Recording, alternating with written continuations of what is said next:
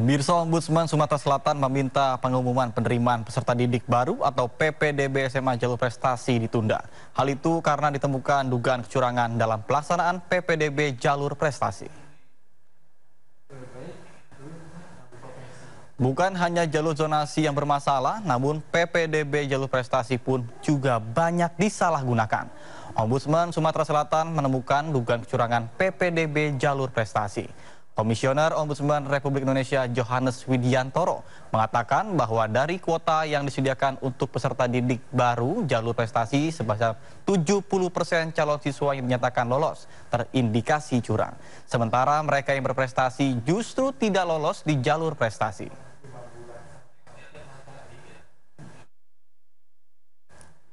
Pemirsa, Ombudsman Republik Indonesia mencatat pelaksanaan PPDB menjadi pengaduan pelayanan publik terbanyak sejak tahun 2021.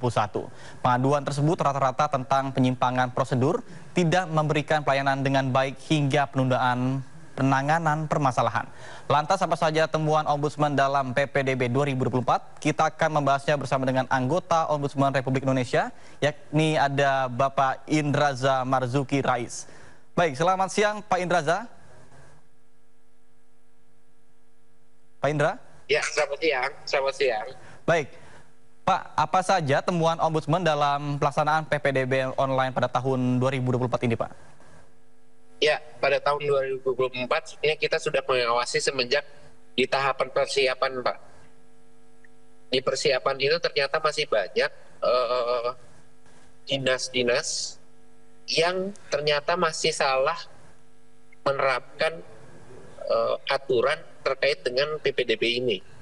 Sehingga apa yang terjadi? Sehingga ketika saat pelaksanaan ini juga terjadi banyak kekisruhan.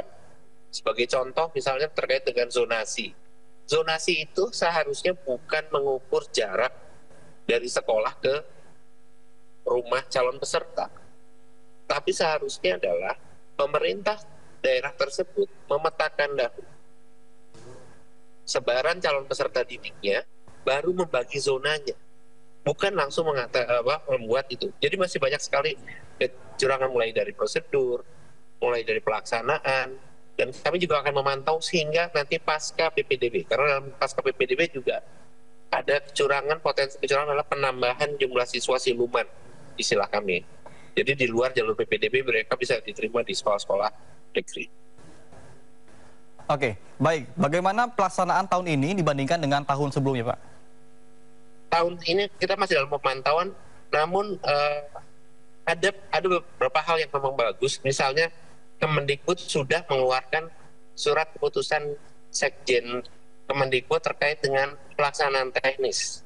Jadi sudah ada beberapa daerah juga memang mulai melakukan perbaikan menggunakan itu, tapi ada juga masih banyak yang masih mengimplementasikannya salah, sehingga kisruhnya itu masih banyak di semua jalur. Mau afirmasi, mau prestasi, mau zonasi, itu masih terjadi.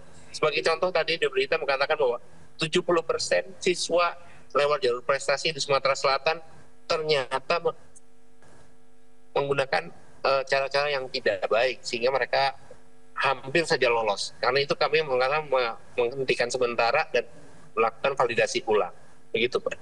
Baik, kemudian orang tua calon murid kesulitan untuk mendaftarkan secara online. Ini apa alasannya mungkin? Nah, sebetulnya maksud dan tujuan online adalah agar tidak ada interaksi langsung antara orang tua calon peserta didik dengan panitia. Itu untuk mengurangi adanya perbedaan. Namun, kita harus tahu juga tidak semua daerah di Indonesia yang infrastrukturnya sudah bagus atau orang tuanya juga memahami teknologi. Ini jadi karena itu kami juga meminta bahwa dinas-dinas atau sekolah juga menyiapkan seperti helpdesk atau jalur di mana mereka juga bisa mendaftarkan secara manual. Tapi intinya sebetulnya adalah untuk menghindari adanya interaksi langsung antara orang tua dengan panitia. Baik, kemudian apa saja yang harus diperbaiki untuk proses pendaftaran siswa tahun-tahun berikutnya sebagai bentuk evaluasi mungkin? Ya, memang kita akan melakukan evaluasi setelah ini selesai. Karena ini pasti prosesnya masih panjang. Kita akan evaluasi dan kita akan berikan lagi saran-saran perbaikan. Baik ke Kemendikbud, Kemenak, ataupun kementerian lain seperti Kemendagri terkait dengan Disdukcapil, Kemensos terkait dengan data terpadu kesejahteraan sosialnya, lalu bagaimana peran tim saber pungli dan Apgakum jika ada pelanggaran-pelanggaran PPDB. Nah, ini memang perlu juga koordinasi dan kerjasama kolaborasi antara banyak pihak untuk kita bagaimana mempersiapkan PPDB lebih baik. Namun kalau kita berbicara sebetulnya masalah PPDB, akar permasalahannya adalah masih kurangnya jumlah sekolah negeri di seluruh tingkat. Baik. Nah, ini yang menjadi tantangannya sebetulnya. Oke, kalau tadi kita bilang masalah adanya pungli. Nah, ini banyak sekali dugaan kuota yang diperjualbelikan dalam PPDB. Bagaimana tanggapan Anda? Ya, karena itu kami juga banyak menemukan banyak pungli, dan kami harap tentunya baik tim saber pungli ataupun Apgakum itu juga mau menindaklanjuti. Bukan hanya masalah pungli, tapi juga pemalsuan data. Pemalsuan data kependudukan di mana banyak orang tua menitipkan anaknya dengan kakak orang lain. Nah, itu juga perlu ada tindakan. Tapi balik lagi, apakah ada ketegasan daripada pihak-pihak terkait untuk menindak? Ini kembali lagi masalah ketegasan. Karena kadang-kadang juga ditemukan tapi ya sudah selesai, dianggap sudah terlanjur diumumkan, ya mau apa lagi. Nah, ini yang sebetulnya apakah ada berani pihak-pihak terkait menindak pelanggaran-pelanggaran tersebut. Oke, baik. Terima kasih banyak Pak atas informasi.